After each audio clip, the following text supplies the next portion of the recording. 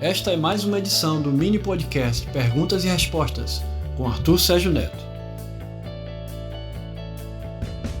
Aproveitando a boa repercussão do documentário Caso Magé, produzido pelo ufólogo carioca Arthur Sérgio Neto e editado por este que vos fala, Arthur Neto teve a ideia de gerar um feedback para os comentários e para as dúvidas a respeito do emblemático e polêmico Caso Magé. Destas, aqui vão 4 perguntinhas básicas. Só lembrando que, caso ocorram mais perguntas, haverá a possibilidade de mais um mini podcast, perguntas e respostas, para atender a essa demanda, ok? Vamos lá.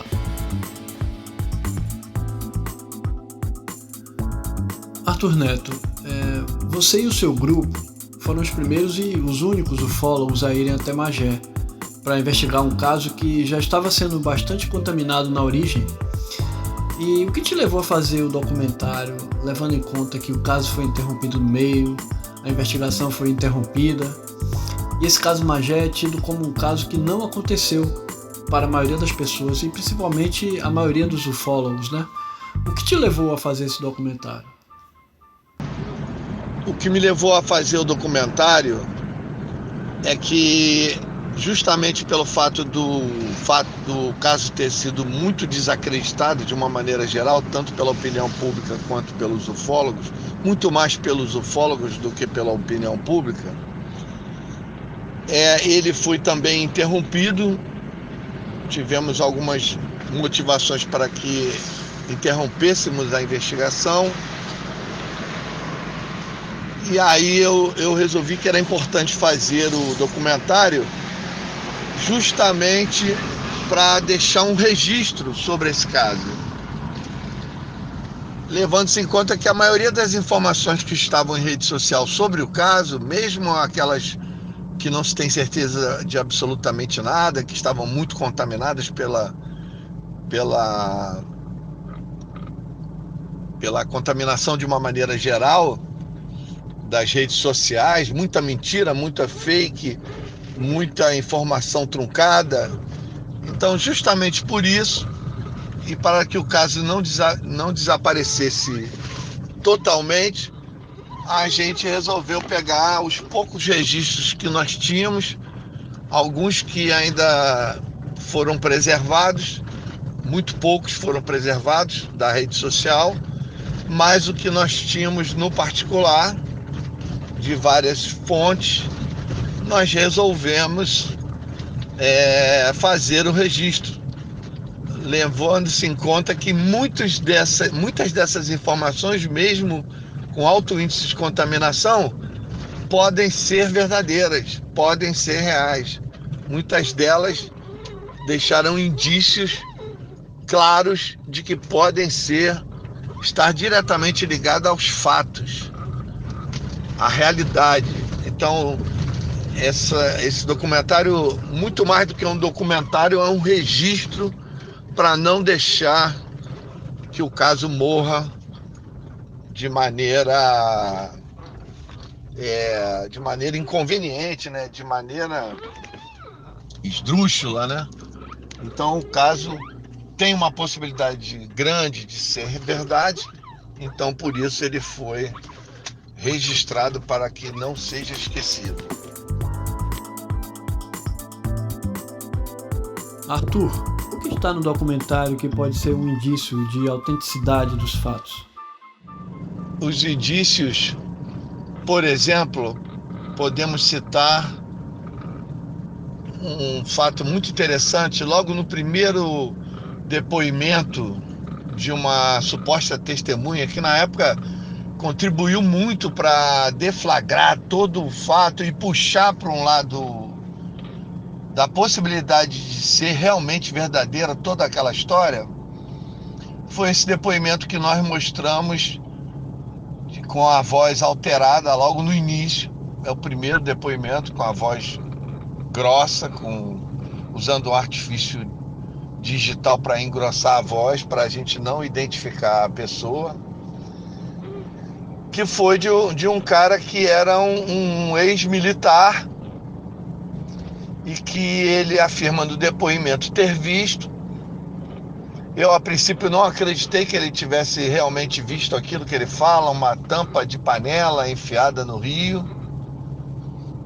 Eu, no início, achei que ele, pelo fato de ser militar da reserva, ele pode ter colhido essa informação de colegas da ativa que, por acaso, participaram da operação, porque depois nós ficamos sabendo de fonte fidedigna que o Exército sempre está no comando das operações.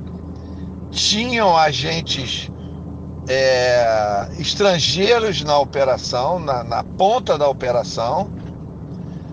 Isso vai de encontro a um padrão que a gente sempre encontra nesses casos de quedas de OVNIs investigados, como foi em Varginha, como foi em vários outros. O que ficou como uma verdade, vamos dizer assim, objetiva e praticamente constatada, é de que, na realidade, essas operações, as nossas Forças Armadas, elas dão apoio a esse grupo que, teoricamente, seria um grupo de elite que atua no mundo inteiro, que tem prontidão em vários países e que toda vez que acontece um caso de uma possível queda ufológica, eles entram em ação e eles já têm toda a expertise, todo o protocolo, eles já têm todas vamos dizer assim, todos os procedimentos adequados para neutralizar rapidamente tanto a ação da população local quanto da imprensa, e criando já um fato que sirva de amparo, que sirva de acobertamento para aquela possível queda. Então, em resumo, as Forças Armadas dos países onde isso ocorre, elas dão apoio a essa tropa que ela é multidisciplinar e ela atua no planeta todo, em vários países. Talvez não atue apenas nos países dos blocos que não são aliados dos Estados Unidos, que essa força ela é americana. Então, por exemplo, provavelmente nós temos informação fidedigna de que tanto a nossa polícia militar quanto o Exército deu, vamos dizer assim, fez a logística e deu toda a cobertura para essas forças especializadas atuarem, como assim é feito em vários países, em várias épocas isso ocorreu. Então, no início, eu acreditei que esse cara, ele ouviu isso de algum colega dele da ativa que participou dessas operações, pelo menos dando cobertura, dando logística, e contou para ele. Mas hoje eu já penso que todas as possibilidades são viáveis. Ele pode realmente, através desse conhecimento militar que ele sempre foi, e mesmo hoje na reserva, ele pode muito bem ter passado lá, ter a informação de onde era o local, o que aconteceu, como ele é morador da região, ele pode muito bem ter passado lá próximo e ter visto, mesmo que à distância, ter visto todo, pelo menos parte do desenrolar dessa operação. Então esse já foi o primeiro indício. O segundo indício é justamente esse segundo áudio, também de militares, que eles dão informações que não foram veiculadas na época, nem oficialmente e nem oficiosamente. Posso aqui citar um exemplo. Por exemplo, eles falam do Grupo Águia. Eles usam vários códigos. Eles usam Grupo Águia. O que é o Grupo Águia? São os americanos. E eles falam uma informação que é sigilosa, mas ali eles deixam escapar essa informação, é de que os americanos, que quase certeza absoluta estavam desde o início das operações em Magé, eles chegaram muito rápido porque eles não vieram dos Estados Unidos, eles vieram da base de Alcântara. E ele fala claramente aí no segundo áudio, ele fala: os águias que vieram de Alcântara. E ele usa uma sigla que os águias vieram de Alcântara, desceram numa base em São Paulo e vieram em VH. O que seria VH? Veículo helicóptero, via helicóptero, ou veículo helicóptero. Então, tem outros indícios aí. Ele fala muito claro, ele fala líder 2, líder 1, isso é sigla de serviço de inteligência, porque o nosso serviço de inteligência do Exército, salvo engano, é o S1, que são os agentes, e o S2, que são os líderes. São quem dá as ordens, quem coordena as operações. O S1 é o agente, é o que vai lá. Então, quer dizer, esse segundo áudio já dá um indício muito claro, por estar trazendo informações que eram sigilosas, e ele praticamente torna público ali, é fácil de destrinchar.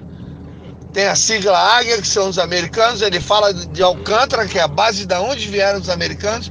Eles falam de VH, que seria o veículo helicóptero que trouxe os americanos de São Paulo. Ou seja, os americanos vieram de Alcântara, desceram em São Paulo e foram transportados de helicóptero até Magé. Então ali já tem vamos dizer assim, um enredo bastante convincente de que realmente essas operações aconteceram. E ali foi uma das motivações principais para determinar os fatos e a gente ter isso como registro na forma do documentário, que nem podemos dizer que é um documentário, é um teaser, ou seria um curta-metragem, registrando esses fatos que provavelmente correspondem à realidade.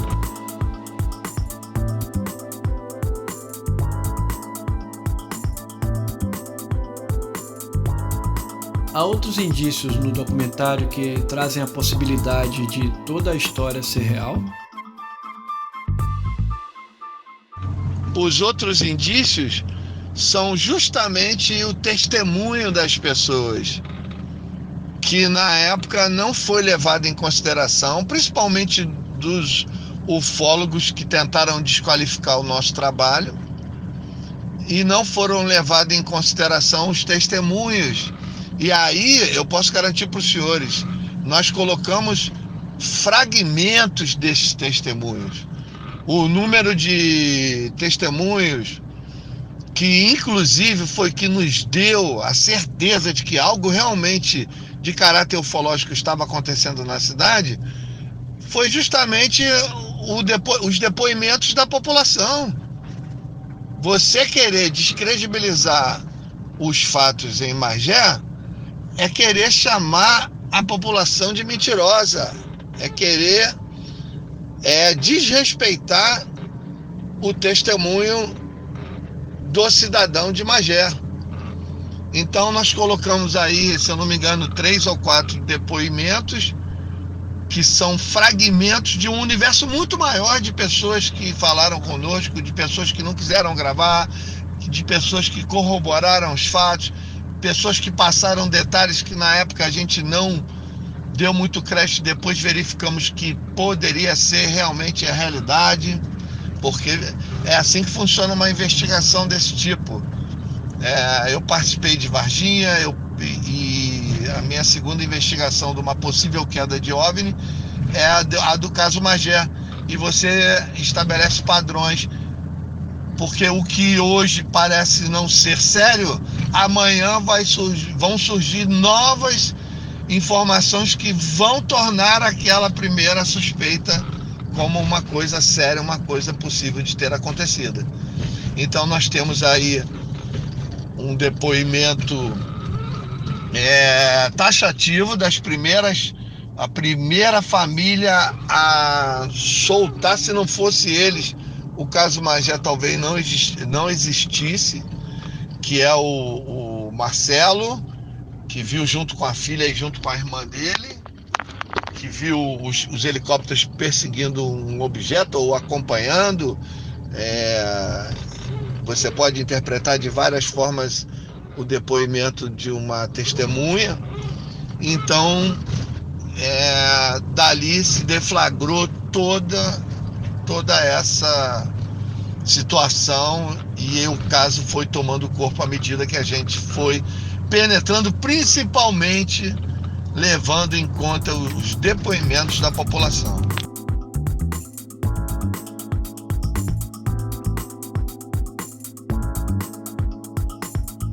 O quanto desse material colocado no documentário espelha a realidade de uma possível queda de OVNI e o quanto deste material espelha o contrário? E por fim, existiria ainda material para uma hipotética parte 2 deste documentário?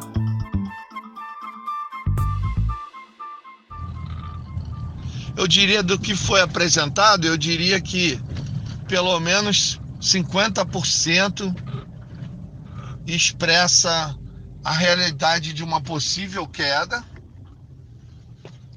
e temos aí, vamos dizer, uns 50% que pode estar contaminado, pode não ser exatamente assim que aconteceu.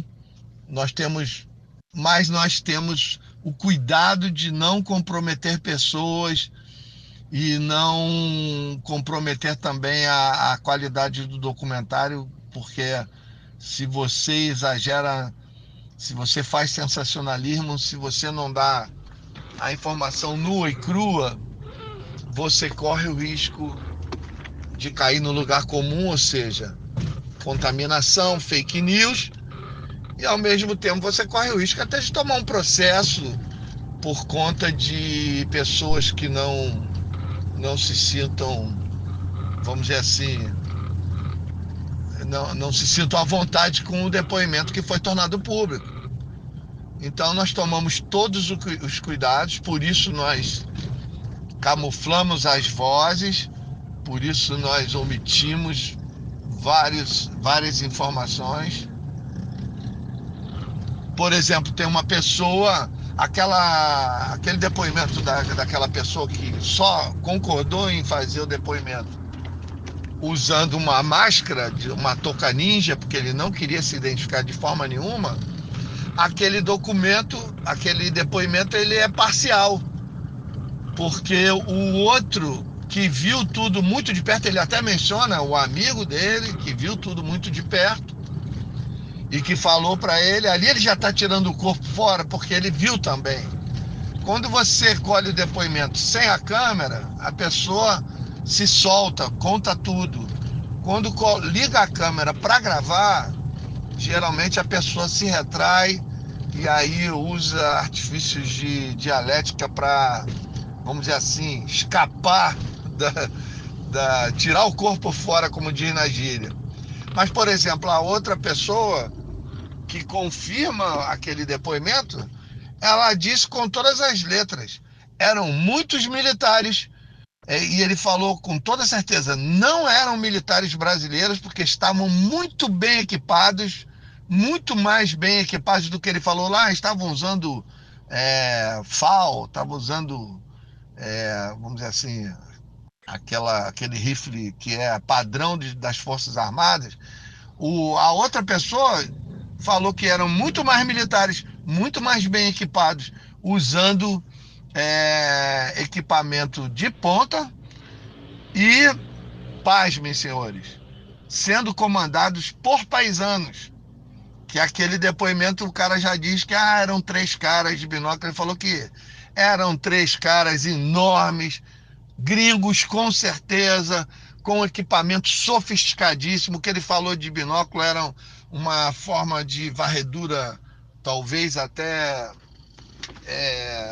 em termos de padrões eletromagnéticos, não sei exatamente, mas ele falou que era equipamento de uma sofisticação militar muito maior do que a gente conhece. Por isso ele chegou à conclusão que não eram militares comuns, não eram militares brasileiros.